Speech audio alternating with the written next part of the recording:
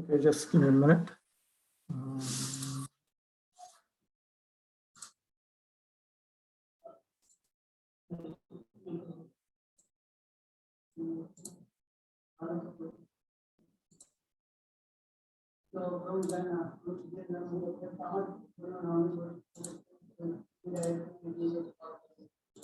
Here,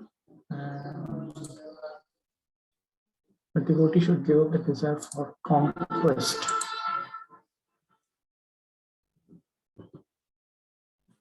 Devotee should give up the desire for conquest.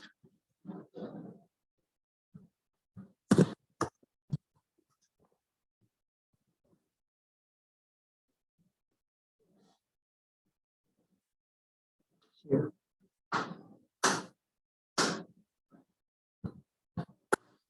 Okay, a devotee should give up the desire for conquest. I show you who I am. I'll show the world what I can achieve and accomplish. These thoughts are inimical to Krishna consciousness, to progress in Krishna consciousness. A devotee should give up the desire for conquest. As stated in the Chaitanya Bhagavat, Digvijay Koribo Vidyar Karja Nahe, Ishare Bhajile Sei Vidya Satta Kohe. Conquering the world by means of material education is not desirable. If one engages himself in devotion service, his education is perfected. A devotee should know the Lord, should know that the Lord is one without a second and understand his relationship with all living entities. In the Chaitanya Bhagavat, it is said, Chuno Bap Sabari Eki Ishar Nāmāśraya bhed kore Hindue Javane Parmarthe ek kohe Korane Purane Ek Shuddha Nitya Vastu Akhanda Abhay Paripurna Hoya Boise Sabar Hriday Sei Prabhur Naam Gun Sakal Jagate Bolen Sakale Matra Nijashastra Mote Jai Ishwar Sei Puna Sabar Bhav Loy Hingsha Korilei Sei Tahan Hingsha Hoy. My dear sir, there is only one God for all living entities. The difference between the Muslim God and the Hindu God is in name only. According to all scriptures, Quran or Puran, God is one. He is the non-dual, eternal, transcendental, absolute truth, infallible and perfectly complete. And in that capacity, he resides in everyone's heart. The Supreme Lord's transcendental name and qualities are glorified throughout the world according to the respective scriptures. The Lord accepts everyone's individual mood of surrender. By committing violence to others, you commit violence to him. So, we are monotheists, and we know in every religion there are people who worship the one Supreme Lord properly, and there are people who worship him improperly, and there are plenty of people who use the name of God for their own tamasic, rajasic motives. But in reality, that's only one Supreme Lord who's worshipped through various religious traditions. How a devotee should be always firmly fixed on the path of devotion services, seen in the following verse from Chaitanya Bhagavat. Khanda khanda hoy dekho jai jodi pran, tobu ami bodane na chhadi hari naam. Even if my body is cut into pieces and I lose my life, I will never give up chanting the Lord's holy name. This is Haridas Thakur. The previous statement is also by Haridas Thakur. How a devotee should deal with an enemy is described in the Chaitanya Bhagavat. Ei sab jibere Krishna karoho prasad, mor drohe nohu ei sobar aparad. This is also Haridas Thakur. O Krishna, be merciful on these living entities. Forgive their offense of torturing me.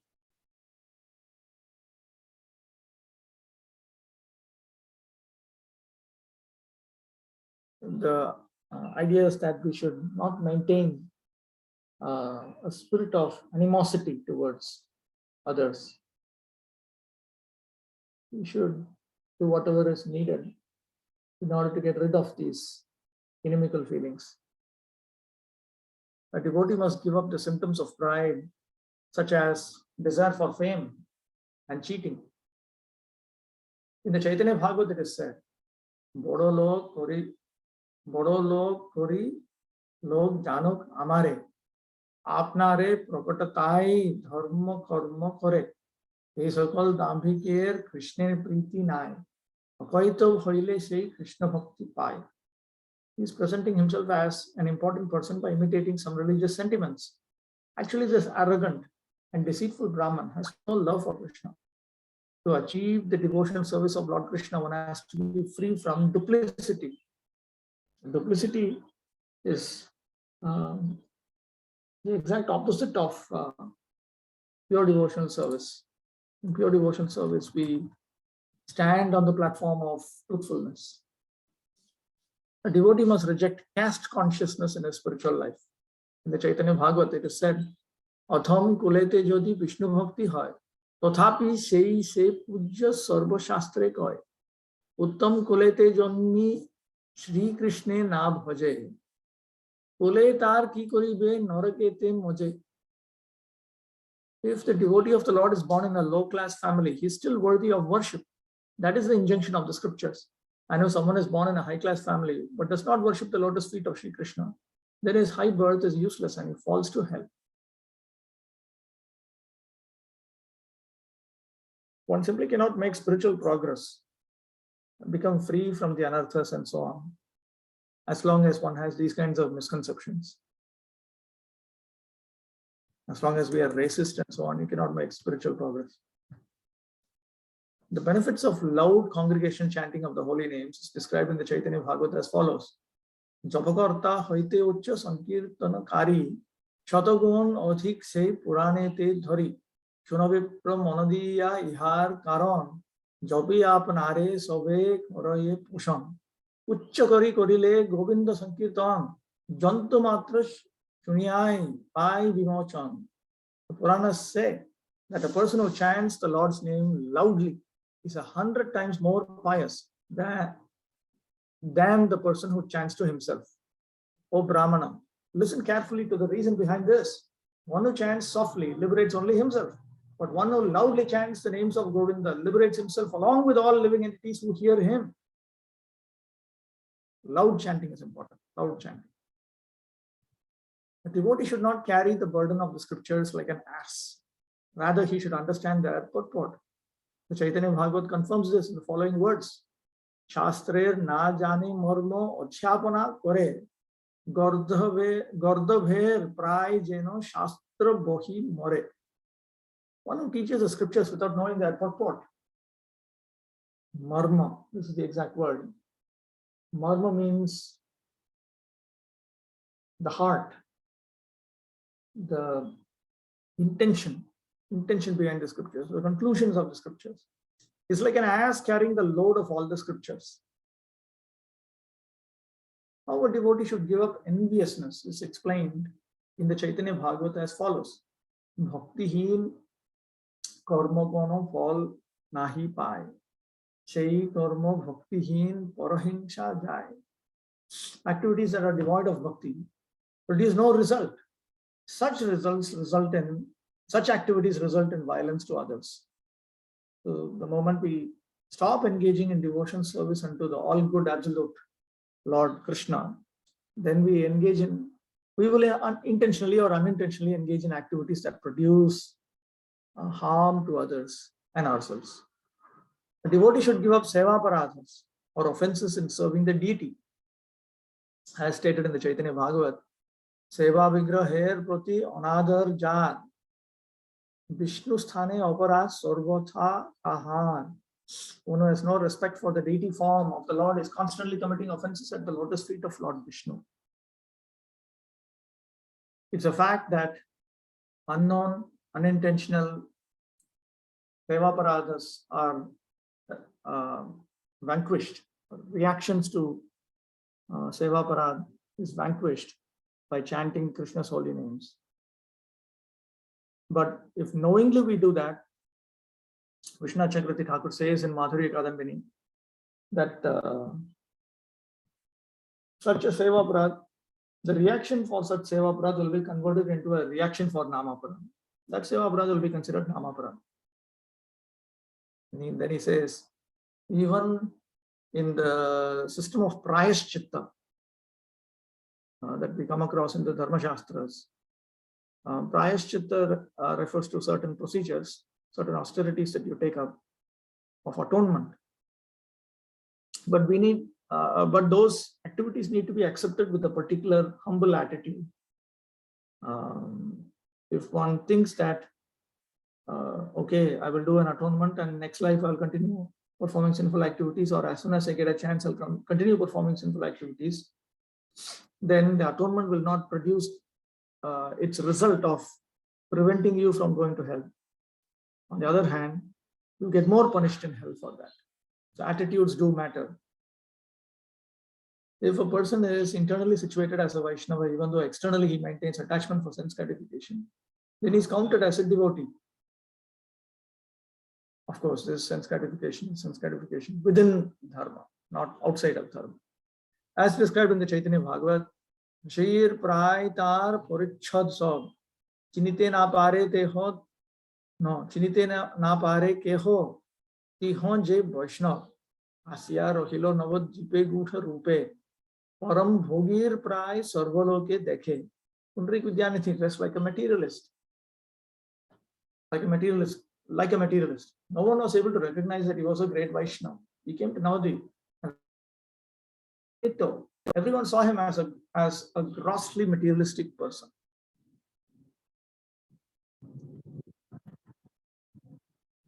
Of course, one cannot be attached to forbidden activities and claim to be a Vaishnava. It's not there. But within, there are three considerations. That is, there are prescribed activities, there are forbidden activities, and then there are allowances, allowed activities. Vihita karma, nishiddha karma, and kamya karma. Now, for a householder like Pundarik Vidyanidhi, he's allowed to have money, even though conventionally advanced Vaishnavas keep themselves in a voluntarily poverty-stricken condition to the maximum possible extent. Pundarik Vidyanidhi chose not to be like that. So it gives you the impression that he is just a sense enjoyer. Of course, within the circle of dharma.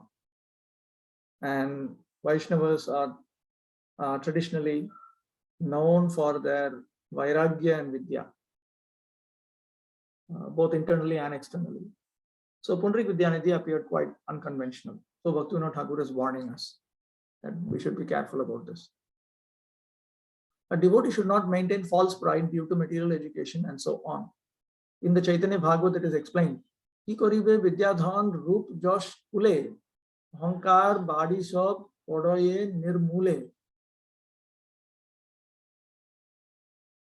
What is the use of education, wealth, beauty, fame, and high birth? They only increase one's pride to the point of his fall down. Nāmāśraya Shuddha Shri Veredamana Kuman. A devotee should remain fixed in the principles of Vaishnavism. He should not support various opinions for social reasons. As stated in the Chaitanya Bhagavat, Chone Dante Trino Loe, Chone Jathi Mare, Okhor Jathiya Beta, Na Dekhibe More. Prabhu bole, O Beta, Jokhon Jotha Jai, Sei Mot Kotha Koi, Kothai Mishai, Bhakti Stane Uhar Hoilo Aparar. Sometimes he takes straw in his mouth. Sometimes he beats me with a stick. Therefore, he is not fit to see me. The Lord continued. Wherever he goes, he mixes with those people and talks like them. He is an offender at the feet of bhakti. That is why he is forbidden to see me. This is with regard to one of his devotees, who was going to the assemblies of the Mayavadis. And in those assemblies, he was talking and thinking like a Mayavadi. And in the Vaishnava assemblies, he was talking and thinking like a Vaishnava. So Lord Chaitanya Mahaprabhu had zero tolerance for something like this. It remain fixed means should remain fixed. You can't support opinions that are opposed to Krishna consciousness just to get along. You know, there are a number of people, they say, first of all, don't hurt relationships. Just get along. After all, we are friends. In Krishna consciousness, there's no real friends and this and that. Everything is based on our relationship with Krishna. If our closest friend becomes inimical to pure devotion service to Krishna, and you are interested in pure devotion service to Krishna, you'll naturally keep away from that person and consider him to be your ex-closest friend. Of course, one will be cordial in behavior, but only that much, only cordial in behavior, not more than that. The fault of taking sides against a Vaishnava is described in the Chaitanya Bhagavata as follows. Je papishto ek Vaishnaver pokha hoy, anna Vaishnavere ninde se jai kshoy. A sinful person who takes the side of one Vaishnava and condemns another is vanquished. This is with regard to two pure Vaishnavas. In Chaitanya Bhagavata, Śrī-Upadeśāmṛta, by default, the word Vaishnava refers to a pure Vaishnava. There was a place called Pulingram, and even the one who used to herd the pigs would chant the Hare Krishna mantra there. Chaitanya Mahaprabhu was very impressed with that place. This is all noted in Chaitanya Charitamrita. So once the residents of Pulingram, some of the devotees, when they came to Jagannath Puri, they asked, how do we understand who is a Vaishnava? Now, if everyone is chanting Hare Krishna is a Vaishnava, then there is no need for them to ask that question at all. So even they recognize that the expression Vaishnava is a copyrighted expression. It doesn't just refer to any XYZ who is engaged in Navida Bhakti. It refers to somebody who's got certain features, who does certain things, doesn't do certain things. Then Lord Chaitanya explained. 3 years they asked him the same question. 3 years he explained what a Vaishnava is. Initially he explained what a bona fide Kanishta Vaishnava is. Then he explained what a bona fide Madhyama Vaishnava is. Then he explained who is a bona fide Uttama Vaishnava. So anyway, that just the very question that is being asked, that itself helps us understand that Vaishnava would mean a pure Vaishnava.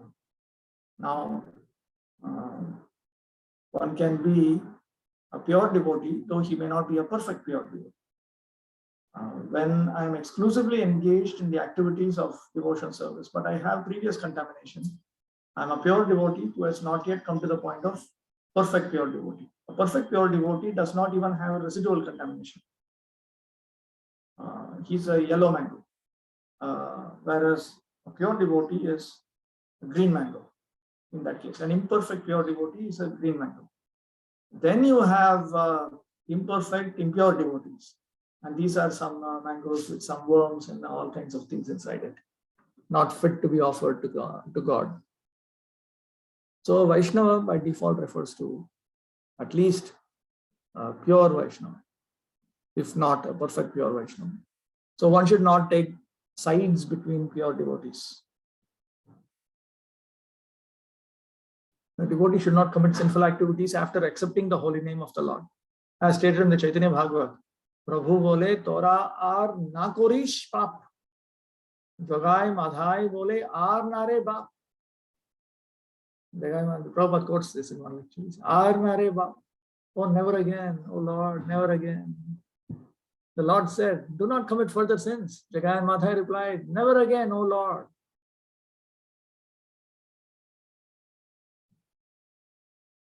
Typically, even in Hindu families, even 20 years back, it must be the case even now in many places in India and perhaps outside India also. When you chant Hare Krishna, but you also during the day engage in some materialistic sinful activity, people would immediately ask, no, this is wrong. It's simply wrong. You cannot chant God's name and do the very opposite of service to God. These things don't match. You have to first of all come to, it is like, you cannot, it's like before you go to school, you're toilet trained, which means when you feel like passing urine, you go to the toilet and you pass urine. You don't pass urine just in wherever you're sitting. So if somebody is already in school, primary school, and has come to high school, studying in 8th grade or 8th standard, like we say in India, and the person passes stool right in the class, or passes urine just not because he's sick or something. It just happened. This kind of things we don't, because these things are dealt with at an earlier stage. Similarly, before one comes to the point of complete engagement in Krishna consciousness, these self-destructive activities, sinful activities, offenses, these are, the training has always been, get out of this, get out of this, get out of this. Therefore, Lord Chaitanya Mahaprabhu, he also put that upper limit at the point of initiation. After that, you cannot, whatever has happened, happened. The Lord is willing to forgive us, but not after that.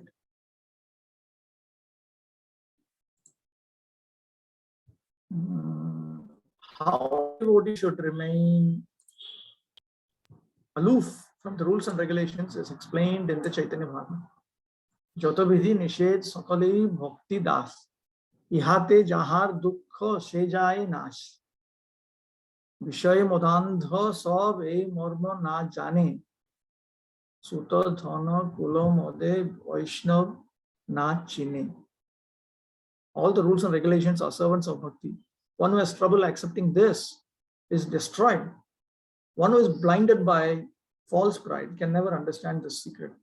Being proud of his children, wealth and high birth, he fails to recognize a Vaishnava.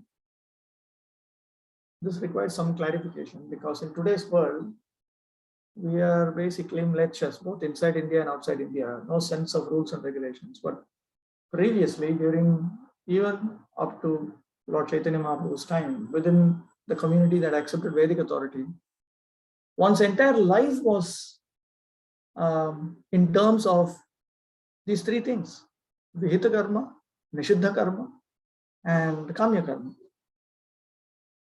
There are things you do, there are things you don't, and there are things that you're allowed to do.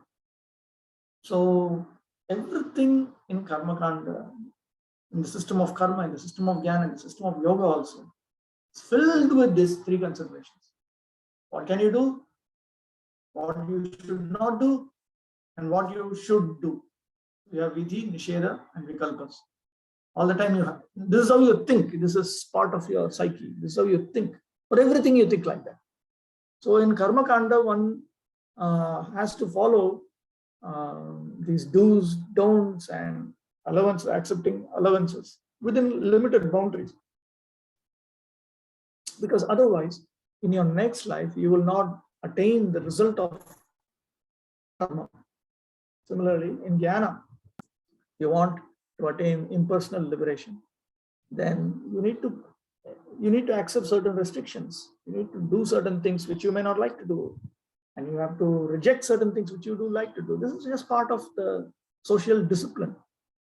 So in that framework, we should not get disoriented by rules and regulations of the Vedic scriptures that are outside of the realm of pure bhakti. That is the point. One should learn to be indifferent to scriptural rules and regulations outside of the realm of pure bhakti. A devotee should avoid conversing with an atheist, as stated in the Chaitanya Bhagavat. Nagare hoilo kiba pashandi sambhash, eiba karane nohe prem parakash. Did I speak with an atheist in town? Is that why love of God is not manifesting today? So if we simply converse with those who reject Vedic authority, we converse very nicely, sweetly, just for social etiquette, just to have a good relationship and this and that, then one may not achieve spiritual progress. Actually, the results of conversing with people who reject Vedic authority are very terrible, actually. One will be punished for several lifetimes, actually. Jiva Goswami writes that. Giving up relationships with non-devotees is most essential. Srila Advaita Prabhu gives the following statement in the Chaitanya Bhagavat. Jodi mor putra hoy ba kinkar, Vaishnav aparathi mui na dekhau gochar. Even if he is my son or servant, I will never see the face of a person who offends Vaishnavas. There is no comparison between bhakti and pious activities. As explained in the Chaitanya Bhagavat, Prabhu bole tapoh kari na koroho bol. Vishnu bhakti sarvasreshta janaho keval. The Lord said, don't think you have become powerful by performing austerities. Know for certain that devotion to Lord Vishnu, pious activities give you benefit in your next life, material benefit, but those benefits are exhausted off as you experience it. On the other hand, devotion to Lord Vishnu or Krishna Bhakti, that is inexhaustible. Neha vikramanashosti pratyavaya na vidyate. There is no loss or diminution on this path of devotional service to the Supreme Personality of Godhead. So these are having two different effects. Pious activities themselves cannot be compared with ordinary material activities. Ordinary material activities will give us benefit in this life, but it will most likely harm us for several future lifetimes. On the other hand, pious activities may appear to be quite miserable in this life, but they will benefit us in the next life. When we engage in pious activities, we are given some pious credits in our account, which are transferable over lifetimes. Whereas if you simply earn a lot of money, in your next lifetime, that money is not going to come back to you. Whereas pious credits will, they are deposited in the subtle body, so then in your next life, that continues. So pious activities are cannot be compared with ordinary material activities. But pious activities themselves cannot be compared with the greatness of devotional service unto the Lord. The hypocrites and cheaters sometimes advertise themselves as incarnations and thus increase their pride. A devotee should cautiously avoid their company. As stated in the Chaitanya Bhagavat, Madhya Madhya Matra Koto Papigon Gya Lokanashta Kore Apanare Lavaiya Udar Bharan Lagi Papishta Sakale Raghunath Kori Apanare Keho Bole. Sometimes a group of evil persons would try to mislead people in general from the spiritual path with wrong advice. These sinners simply cheat people in order to fill their bellies by claiming to be Lord Ram. Devotees should constantly take shelter of the holy names while living their lives without duplicity or sin. There is no greater religious principle than this. The Chaitanya Bhagavat gives the following conclusion. Otoev Kolijug Nam Jatya Sar Ar Kono Dharma Koile Nahi Hoi Par Ratriren Nam Loi Khaite Shuite Tahar Mohima Bede Nahi Pare Dite. Therefore, in Kali Yuga, chanting the holy name is the essential religious principle. No other religious practice can help one cross the material ocean of nescience, ignorance. Even the Vedas are unable to sufficiently glorify one who chants the Lord's holy name day and night in all situations. Human beings should worship Krishna by considering the natural qualities and accepting the livelihoods of the previous and later Mahajanas. Pure devotional service is proportionately enhanced by following a proper occupation. Otherwise, it's never achieved. Okay, so this is come to an end. Now I'll resume Upadeśāmṛta.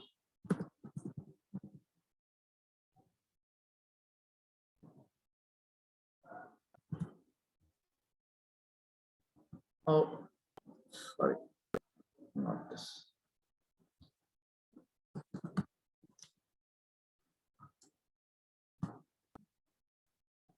Okay. I'm going to, this is Ashtaka Upadeśāmṛta.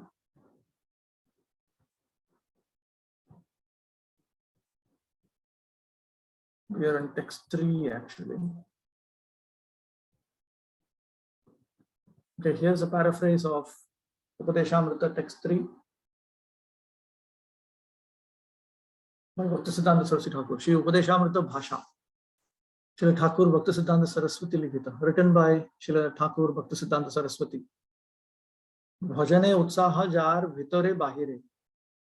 Sudurlabha Krishna bhakti pabe dhire dhire. That person who has enthusiasm in bhajana kriya, both internally and externally, he will slowly attain Krishna Bhakti, which is very rarely achieved. Krishna Bhakti Pratijar Vishwas Nishchoy Shraddhavan Bhaktiman Jon Sei Hoy. That person, that devoted person,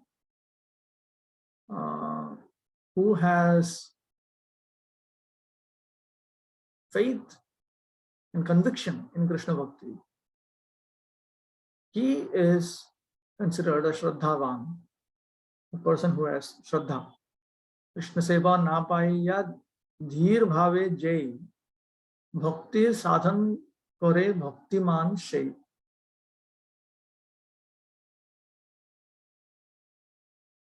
Not having attained Krishna Bhakti in a sober manner, he with devotion in the sadhana of bhakti. Jahate Krishner seva Krishner santosh, sei karme vrati sada na karaye rosh. That person who engages in Krishna service for Krishna satisfaction, he is determined. He has taken a vow to engage in those activities, and he does not become angry. Krishner abhakta jana sangapari hari, bhaktiman bhakta sange sada bhaje hari. Abandoning the association of those who are not devotees of Krishna, a person with devotion, he worships, he serves Lord Hari constantly in the association of devotees. Krishna bhakta jaha kore tad anusarane, bhaktiman acharaye jivane marane. A person with devotion, he conducts himself both in life and death in accordance with the activities of Krishna bhaktas. These 6 persons are eligible for bhakti. Vishwer Mangal Kare Bhakti Parachari. And they do good, they invoke auspiciousness for the world by spreading bhakti. Otherwise, if artificially you try to preach, it will have no effect. And in fact, it may lead to apaprachar. It may lead to the very opposite of preaching. It may lead to more harm than good. Anuvritti. Further explanation. Jnān karma va anna vilash tatparje, je sakal sadhan vidhan o ruchiprata vishay katha ache. Tahate udasin hoiya sadhan muktir anga visheshe utsaha. Utsaha. Enthusiasm means enthusiasm for specific items of sadhana bhakti while maintaining indifference towards those processes which lead to the results of jnana or karma, or else topics which are very pleasing to people who are interested in anyabhilashita. In other words, as we already know, there are sinful people, anyabhilashis. There are karmis who are interested in material happiness in their next life. There are jnanis who want to attain impersonal liberation in their next life. And there are bhaktas who want to attain premavat parshadatva, who want to become loving associates of the Supreme Lord in their next life. So we have these 4 categories: anyabhilashi, karmi, jnani, bhakta. So one who's engaged in bhakti, the bhakta, he has enthusiasm to engage in specific items of sadhana bhakti, but he has no enthusiasm for any of the sinful people, sinful materialists, sinless materialists, or the impersonalists. Yanisha sarvabhutanam tasyam jagarti samyam. Śrī Gita. According to Bhagavad Gita, there are 2 classes of people.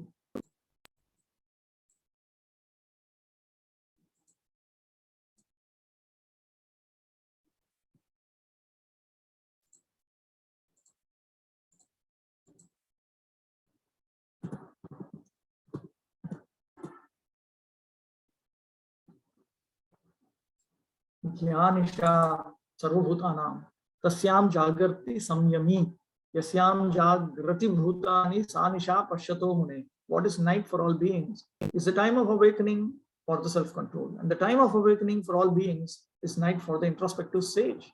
There are two classes of intelligent men.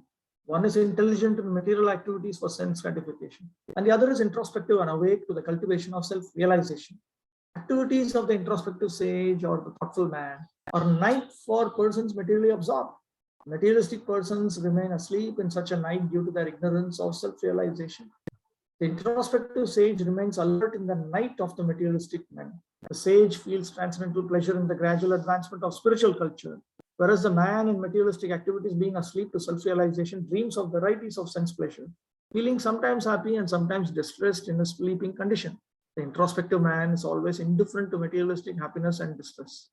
He goes on with his self-realization activities, undisturbed by material reaction. So the idea is that you have those who are enlightened about devotional service to Krishna. So what is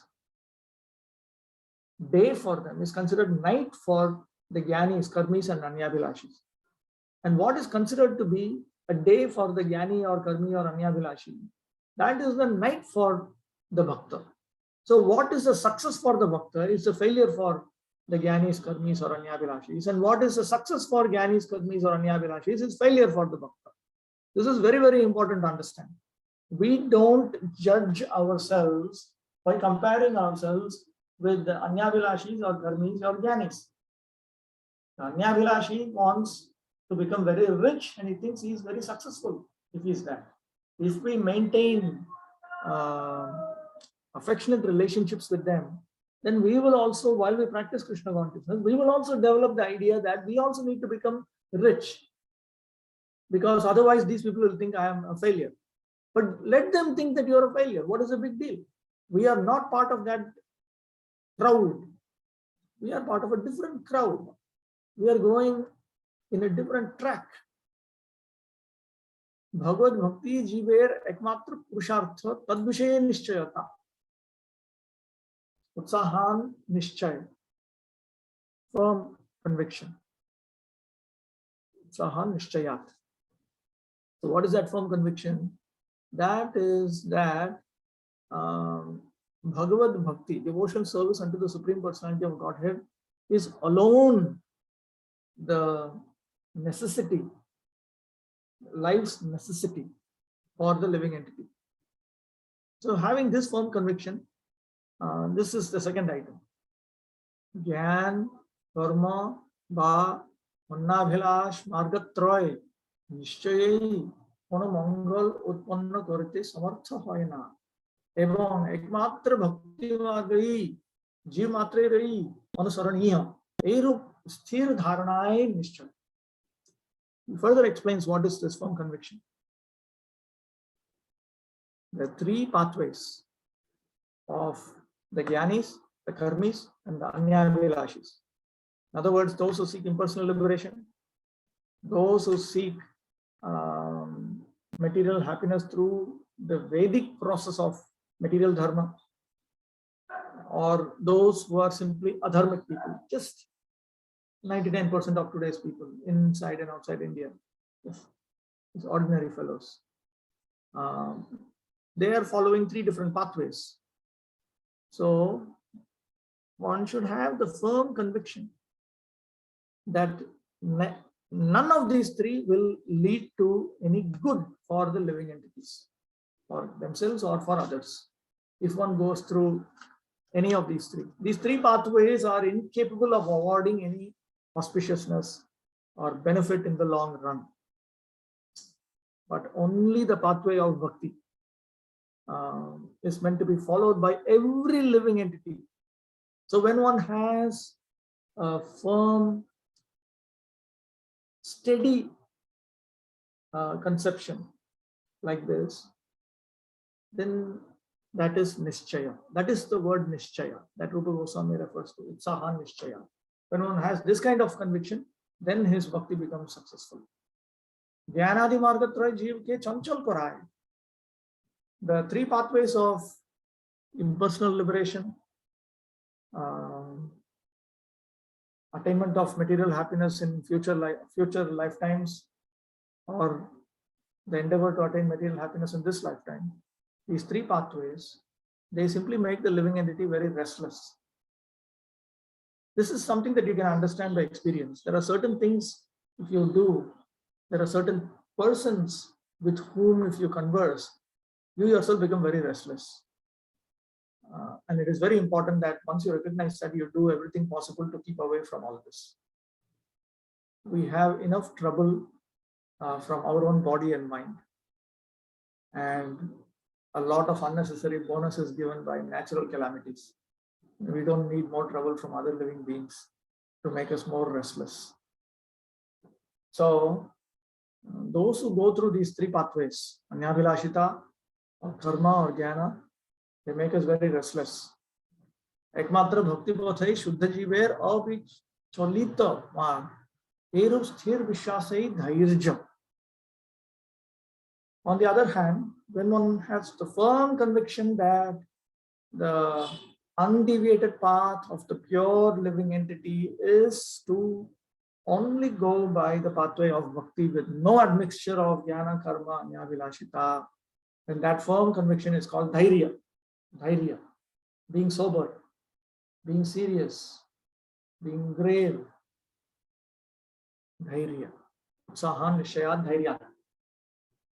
Bhakti path hoite kono kale kaharo asubidha hoibe na erup dharana.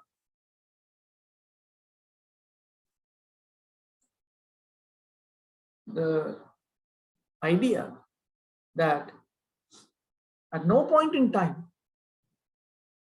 the pathway of bhakti will give inconvenience to anyone. So these are all symptoms of dhairya. When one has this kind of sober nature, then he realizes this. Yenyera vindaksha vimukta maninas vayasta bhava davishuddha buddhaya aruhya krishrena param padam tatah patantya dho nadrita yushmadanghayah. This is a famous statement.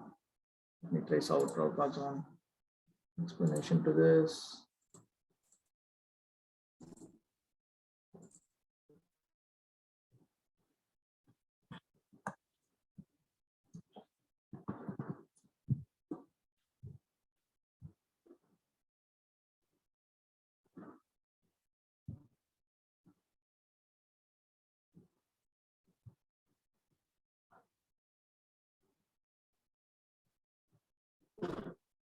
O lotus-eyed Lord, although non-devotees who accept severe austerities and penances to achieve the highest position might think themselves liberated, their intelligence is impure. They fall down from their position of imagined superiority because they have no regard for your lotus feet.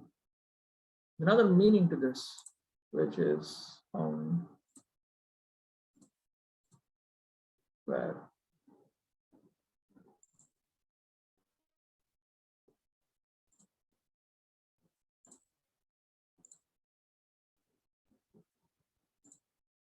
fine.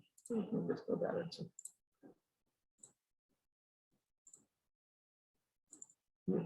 Persons who are falsely under the impression of being liberated without devotion service to the Lord may reach the goal of the Brahmajyoti, but because of their impure consciousness and for want of shelter in the Vaikuntha lokas, such so-called liberated persons again fall down into material existence. But this inconvenience is not there on the pathway of bhakti. Tatha ate madhavatavakah kvachit brashyanti margat vai baddha sauhridaha. Ate madhava, let me take this. That's from Lord Brahma.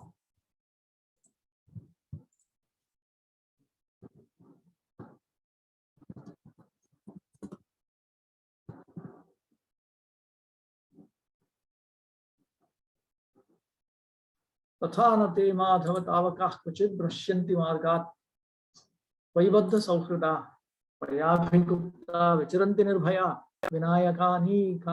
vinayakani kappa murdhasu prabho.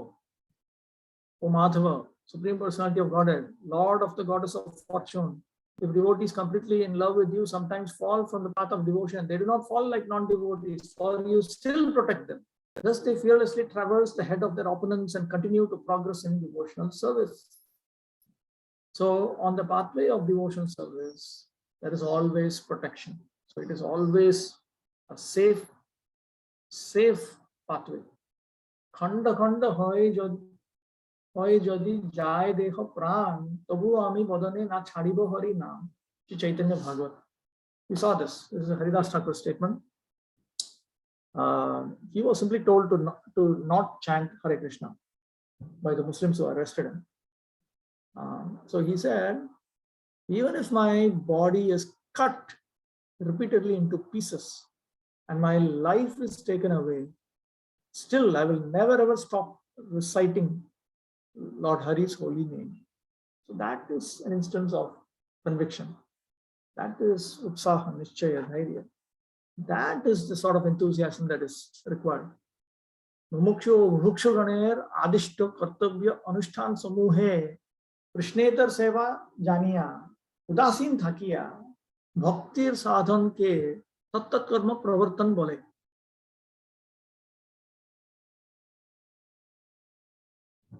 One should understand that the various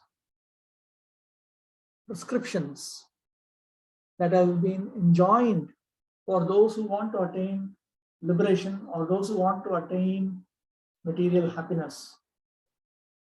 These are all part of, these are outside of the realm of Krishna Seva. Understanding this, one should become indifferent to them. One should engage in those specific activities which are part and parcel of the sadhana of Krishna Bhakti.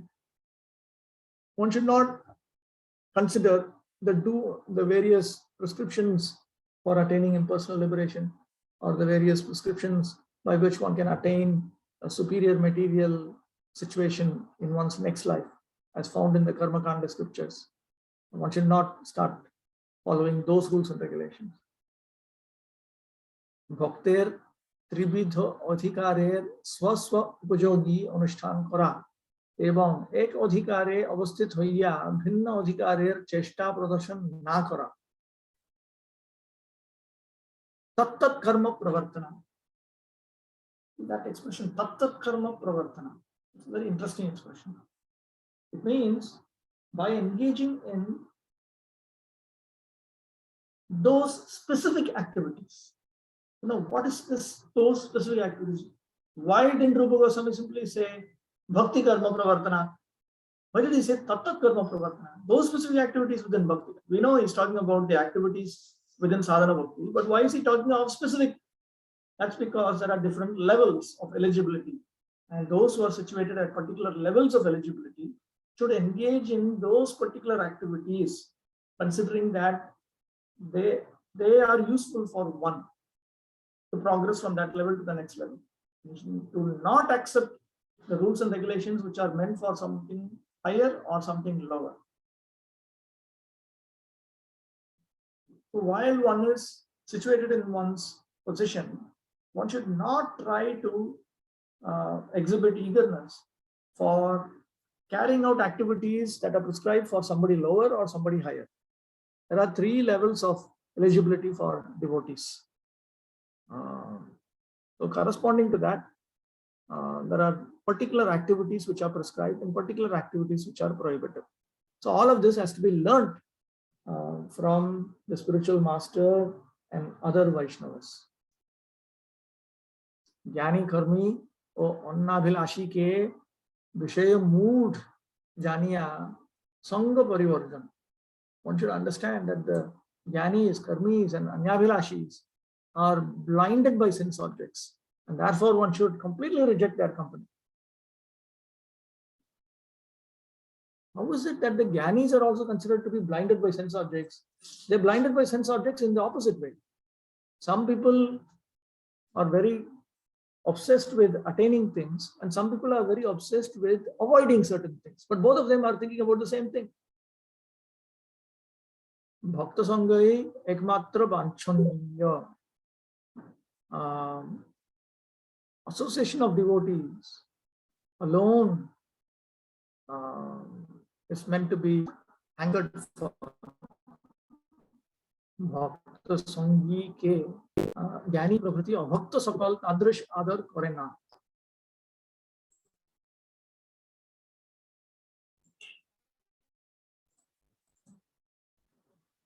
Bhakta Sangi ke Jnani Prabhuti Abhakta Sakal Tadrish Adar Korena.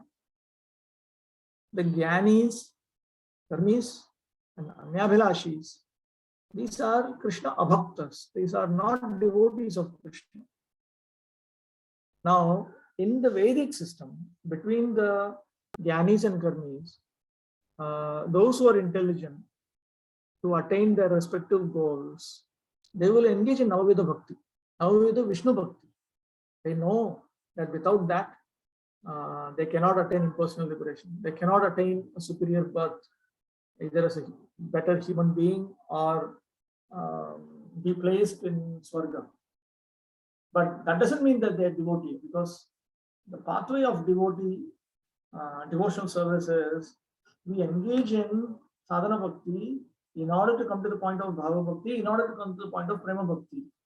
We want to serve Krishna with the desire to become qualified to serve him, and that's all. That is the pathway of bhakti. So the Jnanis, Karmis, and Anyabhilashis, they are actually abhaktas, they're non-devotees. So they will never honor or respect the association of a bhakta. They will never honor a person who is associating with devotees in order to become a devotee. These are just different pathways, actually. The pathway of, in fact, between the Jnanis themselves, they don't mix too much with the Karmis. And the Karmis also don't mix with the Anyabhilashis. And the Anyabhilashis also don't mix with the Karmis or Jnanis. So between themselves also they are very careful, because otherwise they cannot attain their respective goals. Sutarang, therefore, consequently, Mukshu ba Mukshu ganer nikat, Adar paibat prayas kara dure jat. Tahader sohit kono prakar sangsrav rakhao uchit nahe. What to speak of endeavoring to attain respect from those who want material happiness or impersonal liberation, even to have any connection or contact with them is inappropriate. Mumukshu Bodha Abhiman Prabhu. Mumukshur Bodha Abhiman Prabhu. The person who has a desire for liberation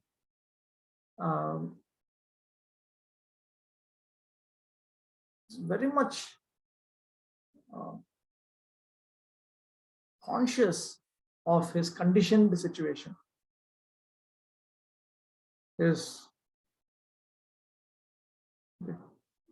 Badhan Nirasan Cheshta Krame Anitya Anusthane Prayasshil. Mumukshur Pipasao Tadrish Tatkalik Matro. Nyabhilashir to Kathai Nai. A Tribhita Anitya Abhimani on Ke Tyag Korea. Nitya Nāmāśraya Bhakta Sadhur Vritti Grahan Kartabha.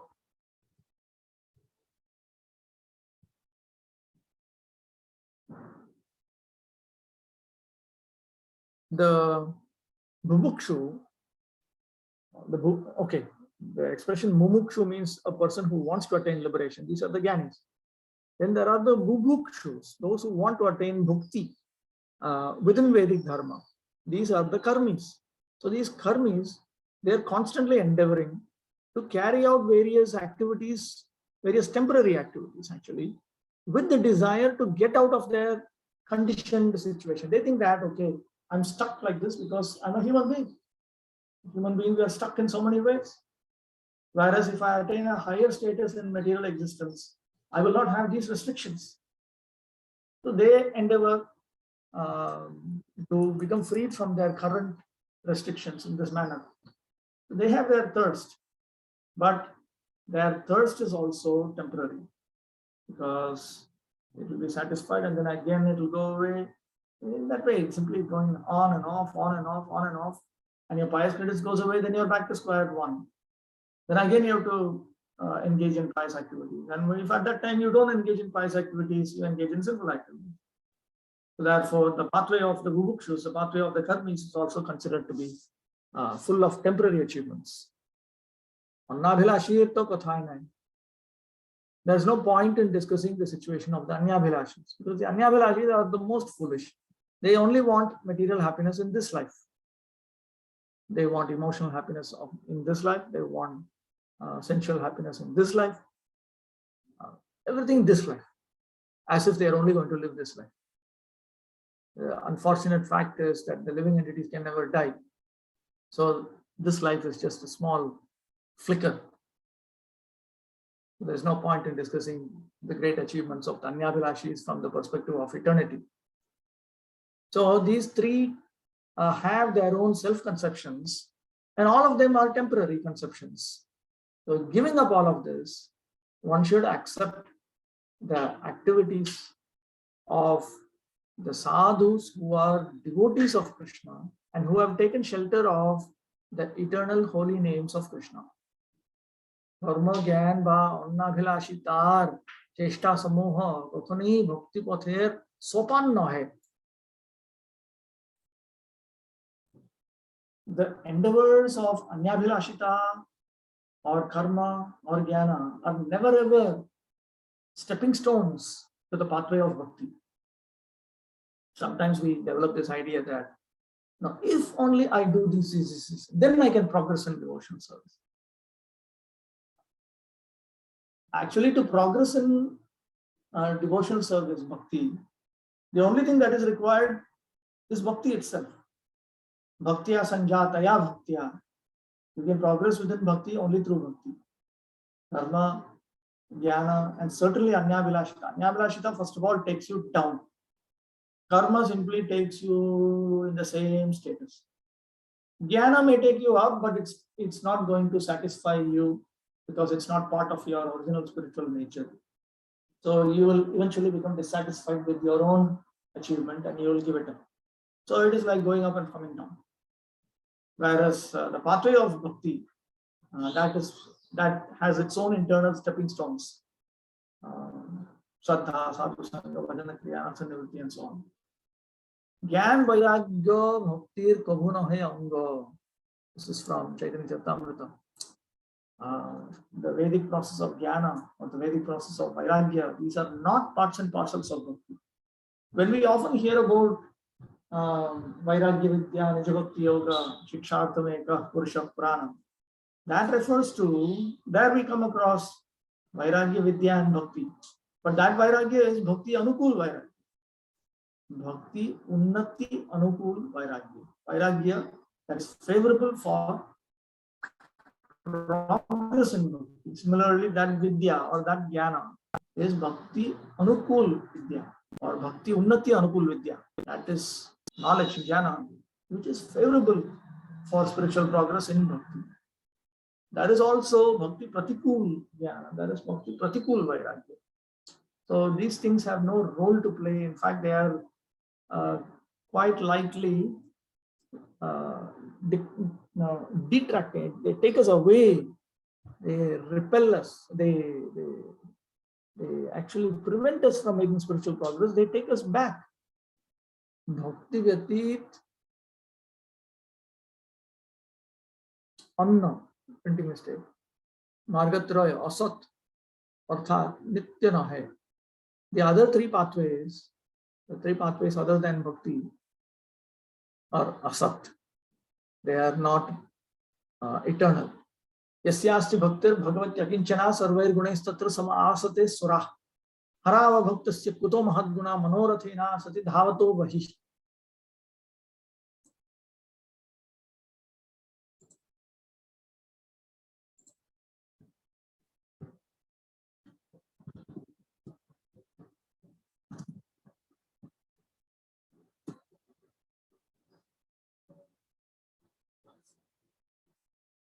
All the demigods and their exalted qualities such as religion, knowledge, and renunciation become manifest in the body of one who has developed unalloyed devotion for the Supreme Personality of Godhead Vasudeva.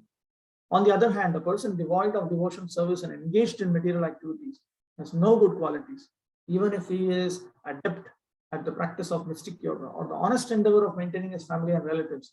He must be driven by his own mental speculations and must engage in the service of the Lord's external energy. How can there be any good qualities in such a man?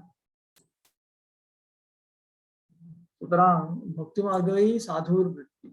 Therefore, the pathway of bhakti alone constitute the activities of a saint, a sadhu. Ahader anugamani bhakti path. To follow such sadhus is the pathway of bhakti. Krishna sevaya utsaha, enthusiasm to serve Krishna. Seva vishaya nishchayata, to have firm conviction regarding those services. Krishna sevaya achanchalata, to not be restless in service to Krishna. Krishna seva uddeshe tat anushthan, to engage in various items of activities in order to serve Krishna. Krishna Bhakta Vyatit Anna Sangha Parivarjan, to completely abandon the association of others, anyone apart from Krishna Bhaktas. Krishna Bhaktir Anusaran, and to follow these Krishna Bhaktas. Echhai prakar anusthane bhakti vriddhi hai. When we execute these 6 activities, then bhakti increases. So I'll stop with this. But before that, let me also note down the next point.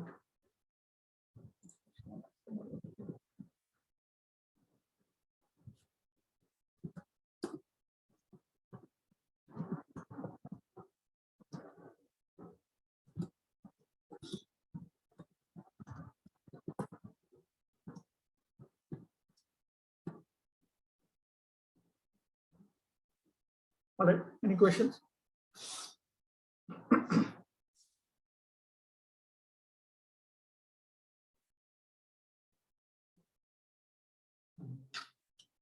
Okay, no questions. There's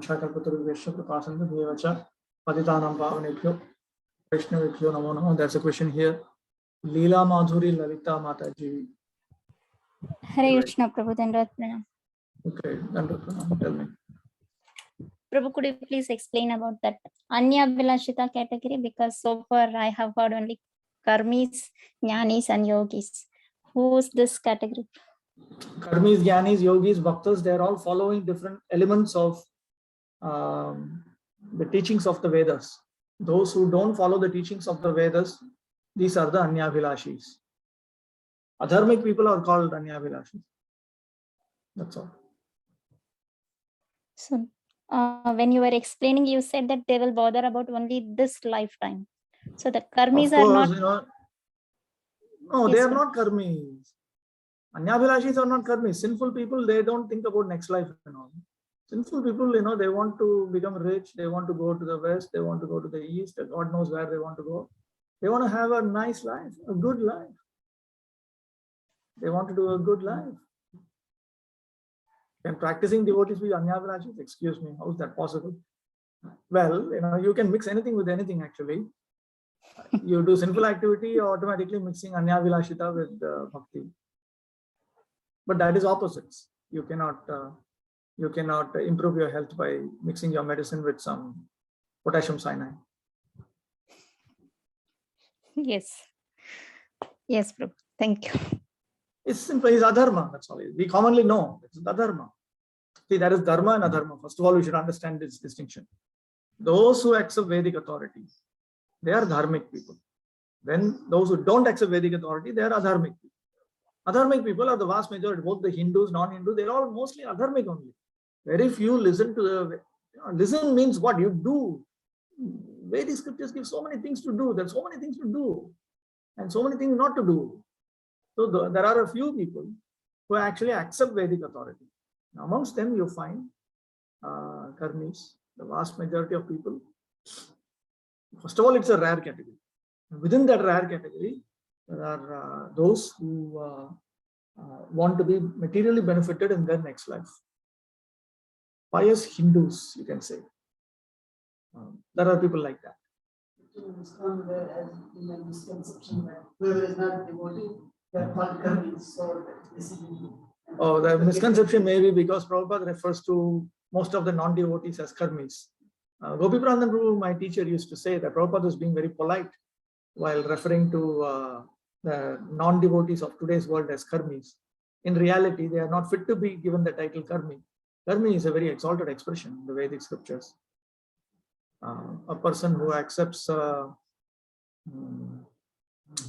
rejects adharma and accepts material activities prescribed within the Vedic scriptures in order to be materially benefited in the next life is a karmi.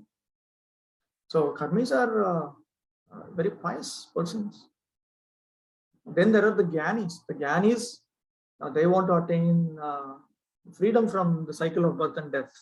The karmis, they think they are incapable of that, because if you want to get out of material existence, then you need to actually be fully renounced, both externally and internally also. So therefore, the karmis, they think that no, that's something beyond our capacity. So therefore, something's better than nothing. So therefore, they think, let me only get this much. The Anyabhilashis, they're just, the ordinary guy. You walk down the street and you see, hey man, how's life?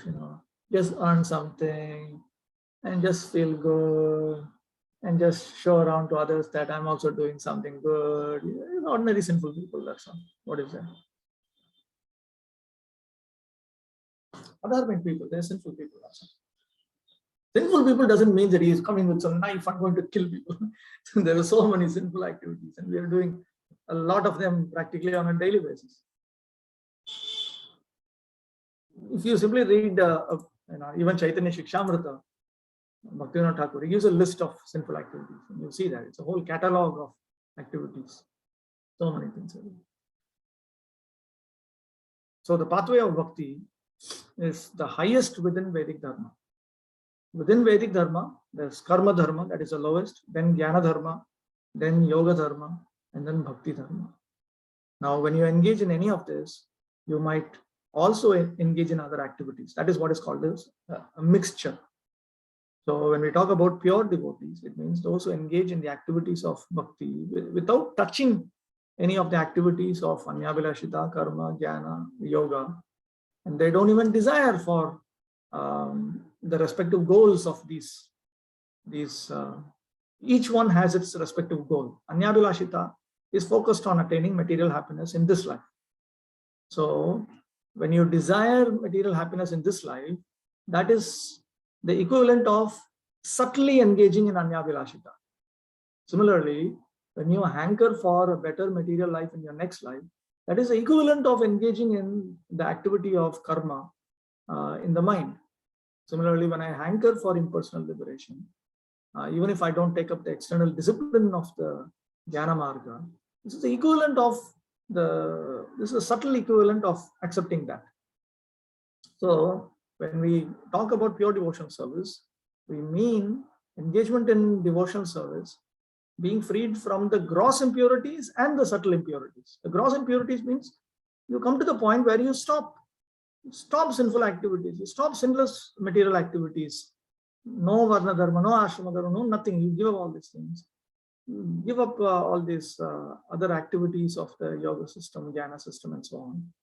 And like how sannyasis are expected to simply engage in devotional service, like that you simply engage in devotional service. That's all. And in the mind also, we give up the desire for material happiness in this life, material happiness in the next life, desire for impersonal liberation, or even the other types of personal liberation. Now, of course, all of this, we have to go through this through stages. We are not, right now we have a lot of baggage inside our subtle body.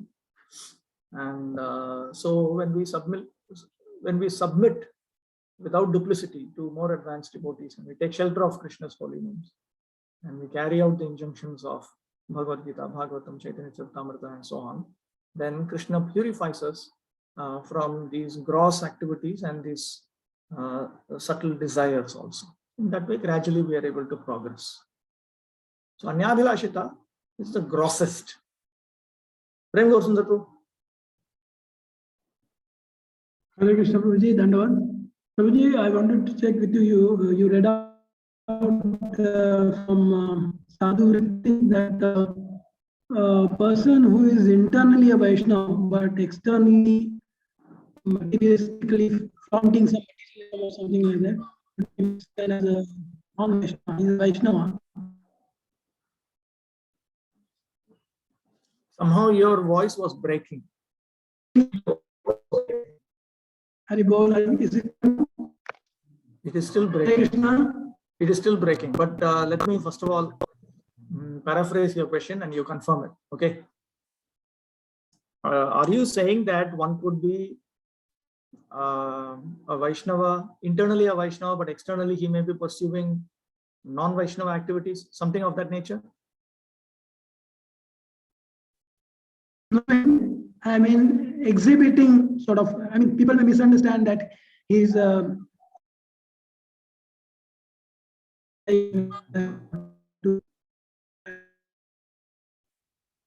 don't know, at least for me, your voice is breaking.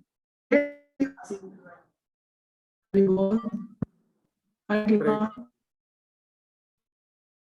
I think best would be you ask this question as a voice message in Telegram and let's discuss it there. Not able to. Okay. Is taking shelter of Srimad Bhagavatam means following Srimad Bhagavatam. Yes, of course. When we take shelter of Srimad Bhagavatam, we are following the Srimad Bhagavatam. We have to carry out the injunctions of Srimad Bhagavatam under the guidance of more advanced devotees.